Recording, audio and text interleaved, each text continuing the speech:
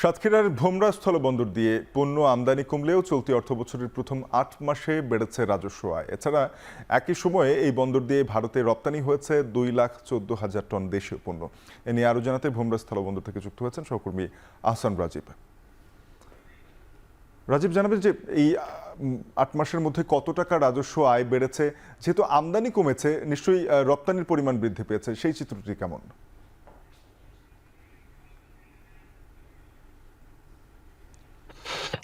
সাতক্ষীরা যে ভোমরা স্থল বন্দর রয়েছে, এই ভোমরা বন্দরের বিপরীতে রয়েছে ভারতের ঘোজাডাঙ্গা বন্দর। এই ঘোজাডাঙ্গা বন্দর এবং ভারতের ভোমরা স্থল বন্দরে অন্যান্য সময় যে রাজনৈতিক অস্থিরতা ছিল, সেই রাজনৈতিক অস্থিরতার মধ্যেও কিন্তু এই বন্দরটিতে কিন্তু আমদানি রপ্তানি পরিস্থিতি স্বাভাবিক ছিল, যে কারণে মূলত এই বন্দর দিয়ে আমদানি কিছুটা কমলেও রপ্তানি কিন্তু বেড়েছে। একই সাথে এই বন্দর দিয়ে কিন্তু বন্দরের ব্যবহারকারী ব্যবসায়ী রয়েছেন, তারা কিন্তু এই বন্দরটি এখন ব্যবহার বাড়িয়েছেন। তো বন্দরে আমরা লক্ষ্য করছি গত কয়েক মাসে কিন্তু এখানে চালের আমদানি বেড়েছে, একই সাথে পাথর সহ বিভিন্ন পণ্যের আমদানি কিন্তু এই বন্দরে বেড়েছে। বন্দর থেকে মূলত এখানে পেঁয়াজের আমদানি সবচেয়ে বেশি হয়, সেটি কিন্তু এখনো আমদানি অব্যাহত রয়েছে। চলতি অর্থ বছরে এখানে রাজস্ব আদায় লক্ষ্যমাত্রা নির্ধারণ করা হয়েছিল কাস্টমস তরফ থেকে, যেটি জানানো হয়েছে 946 কোটি টাকা, 46 কোটি 23 লাখ টাকা।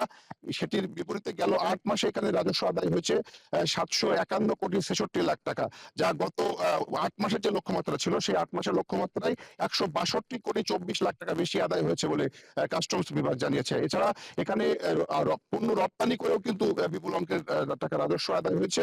সেখান থেকে প্রায় আমাদের বাংলাদেশি পণ্য যেটি ভারতে গিয়েছে, সেটি 2,13,699 মেট্রিক টন দেশীয় পণ্য ভারতে রপ্তানি হয়েছে, যা থেকে 2,465 কোটি টাকা দেশীয় মুদ্রা অর্জিত হয়েছে বলে জানিয়েছে কাস্টমস কর্তৃপক্ষ। এখানকার ব্যবসায়ীরা বলছেন সম্প্রতি এখানে সকল ধরনের পণ্য আমদানির কিন্তু অনুমতি দেওয়া হয়েছে, এবং এই সকল ধরনের পণ্য আমদানি দেওয়ার অনুমতি দেওয়ার কারণেই কিন্তু এই বন্দরে দিন দিন বিভিন্ন পণ্যের আমদানি বাড়ছে। তবে এখানে পার্শ্ববর্তী যে বেনাপোল বন্দর রয়েছে, সেই বেনাপোল বন্দরের তুলনায় ভোমরা বন্দরে শুল্ক ছাড় সহ বেশ কিছু জটিলতা রয়েছে।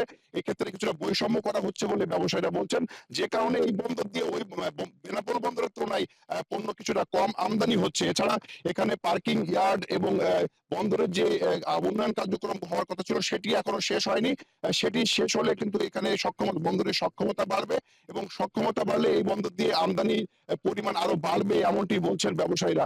যদিও এখানকার কাস্টমস বিভাগ বলছে এখানে তাদের পূর্ণাঙ্গ কাস্টমস হাউস এখনো চালু হয়নি, সেটি চালু করতে কিছুটা সময় লাগছে, এবং সেই কাস্টম হাউসটি যখন চালু হবে তখন কিন্তু সকল পণ্য আমদানির অনুমতিটি যখন দেওয়া হয়েছে, সেটি কিন্তু কার্যক্রম একই সাথে বাড়বে। একসাথে বন্দরের যে সার্বিক গতি সেটি বাড়বে বলে আমাদেরকে জানিয়েছে কাস্টমস কর্তৃপক্ষ।